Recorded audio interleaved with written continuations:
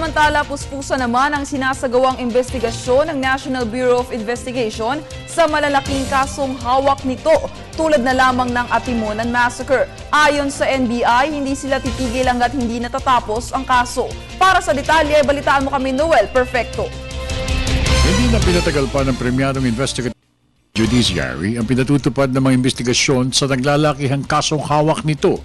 Kabilang na rito ang kasong rob-out sa Atimonan at kung saan ayon kay Deputy Director for Regional Office Virgilio Mendez, paninindigan ng NBI ang naunang findings nito sa Atimonan Massacre kung saan isinangkot nito ang PNP operatives at mga lead officers na si Colonel Marantan at General Melad, pati na rin ang ilang miyembro ng AFP na rumisponde sa umano'y shootout. We have made our recommendation. We submitted already our report to the DOJ. There is now an ongoing preliminary investigation, so we will abide whatever is the process that will be conducted by the panel. I don't know if you would like to react on this. Marantan and Melad claims that they were not supposed to be included in the charge sheet. How would you react to that? They will have the day in court. They can bring it out. Tungkol naman sa bilyon-bilyong pisong pyramiding scam na pinamumunuan ng isang Manuel Amalillo, sinabi ni Attorney Mendez na patuloy na nagipag-coordinate ang mga Malaysian authorities para sa posibleng pag-repatriate ang utak ng scam na si Amalillo. And so far as the pyramiding,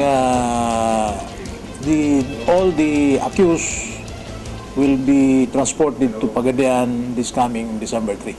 The same thing is true. Oh no, December 3. May 3.